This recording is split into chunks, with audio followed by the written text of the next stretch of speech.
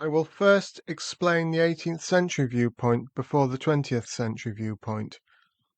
This is because the 18th century viewpoint has no ambiguities within it. Within the 20th century viewpoint, ideas and semantics about the word as worth alter and vary the relationship of the transformation of when the worth of a specific item happens to become doubled.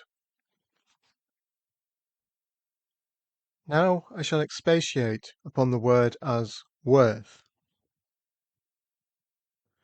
Put 10 apples on the left-hand side of a seesaw, and put money, £1 of money, on the right-hand side of this seesaw. Let the worth of these 10 apples be £1.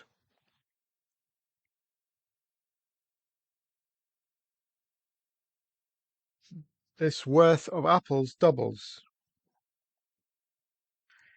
The worth of these apples is now £2.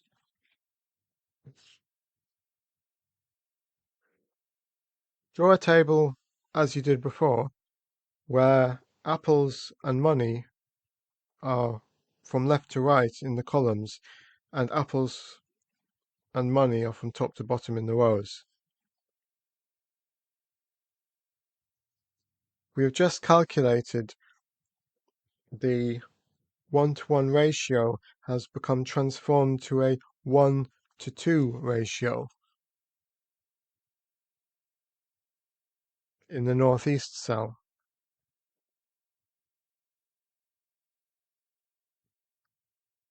Let us find out what the transformation is in the southwest cell.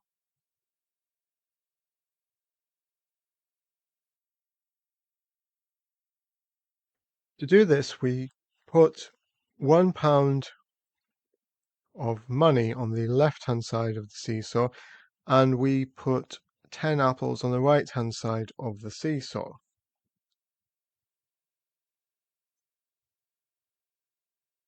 We say that before the transformation, the worth of £1 is 10 apples.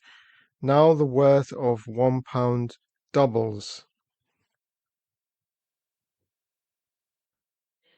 By the 18th century viewpoint, the worth of £1 is now 20 apples.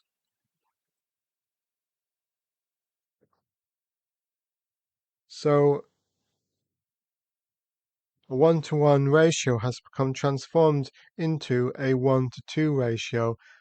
This is in the southwest cell. We see that this table is syntactically consistent, has not been inconsistent. The transformation is symmetrical, regardless of which item is on the left side of the seesaw.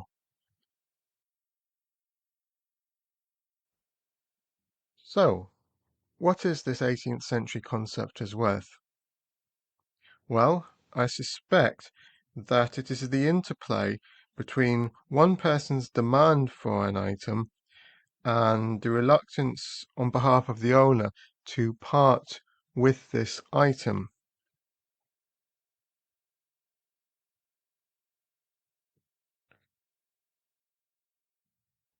The 20th century concept of worth, at least the latter half of the 20th century concept of worth,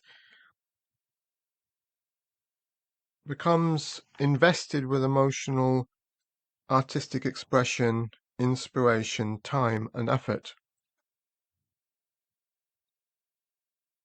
In the 18th century, worth pertained to something extrinsic, such as the interplay between my demand and your reluctance to part with the item, specified the amount of money which would be agreed to be parted with upon purchasing such an item. I recall from Nelson Mandela's autobiographical book, The Long Walk to Freedom, how journalistic inquiries had changed when he was released from prison in comparison to when he went to prison. He said that later people talked about feelings and emotions, whereas prior in the 20th century, people talked about facts and the case. I have, this far, deliberately avoided using the word as value. I will use this word later in the text, but not yet. What I am doing is defining concepts, axioms and postulates linguistically and developing theorems based upon these definitions, axioms and postulates, although I'm not as rigorous as, say, Euclid was in the way I present my material.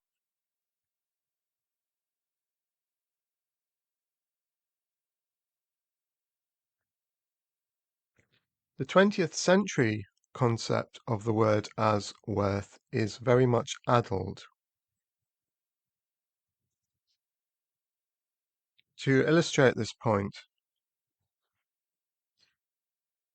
if we place money on the left side of the seesaw and 10 apples on the right, and we ask when the £1 of money doubles in worth, how many apples will it then exchange for?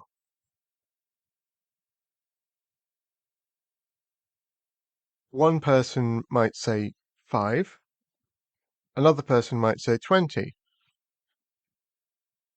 One person might say 5 and then change his mind and subsequently says 20.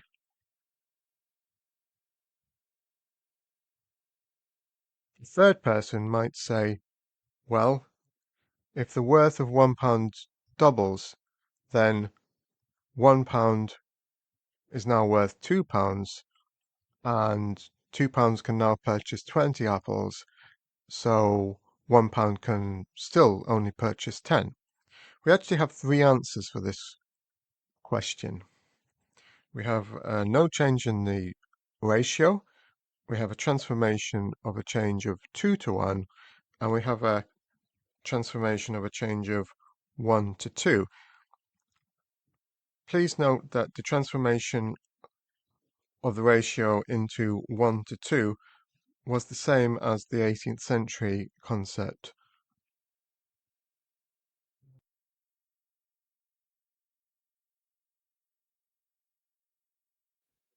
Alternatively, if we put apples on the left side of the seesaw and money on the right, and say that the worth of 10 apples doubles, how many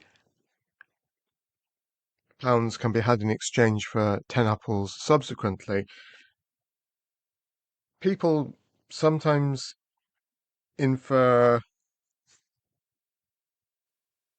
that 10 apples will exchange for 50 pence, and sometimes they infer that 10 apples will subsequently exchange for £2.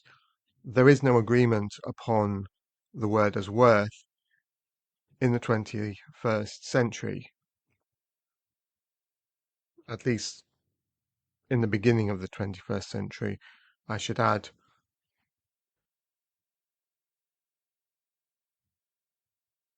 It is as though the person in the 21st century may assume that the worth of something is the amount of it, the quantity of apples on the left-hand side, or the quantity of money on the left-hand side.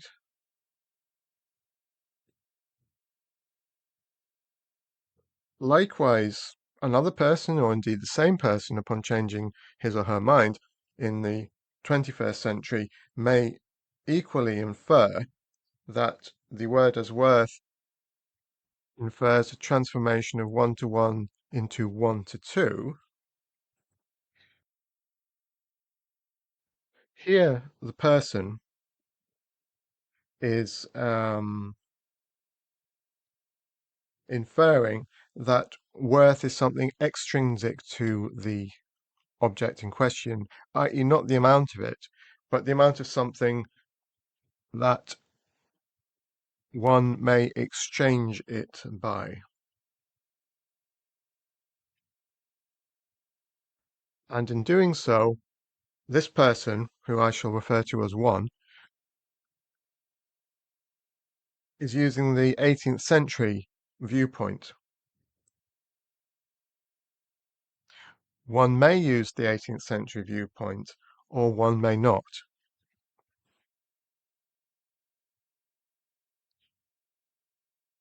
If not, one may infer no change at all, or one may infer a 1-to-1 ratio becoming transformed into a 2-to-1 ratio left-hand side to right-hand side.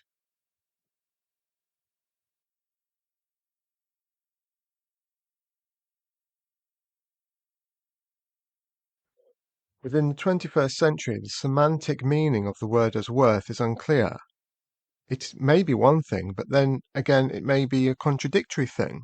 So the word itself is broken because it doesn't actually mean anything grammatically, syntactically, or semantically, because the semantics will change the syntax of its meaning.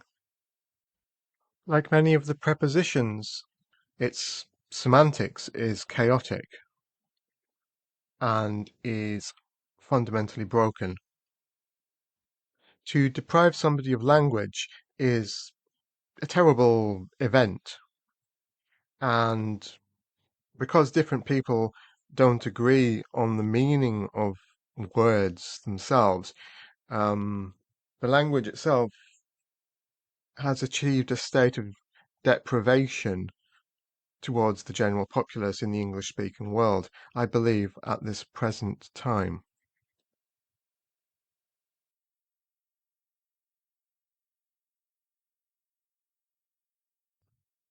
Here ends my discussion about the word as worth.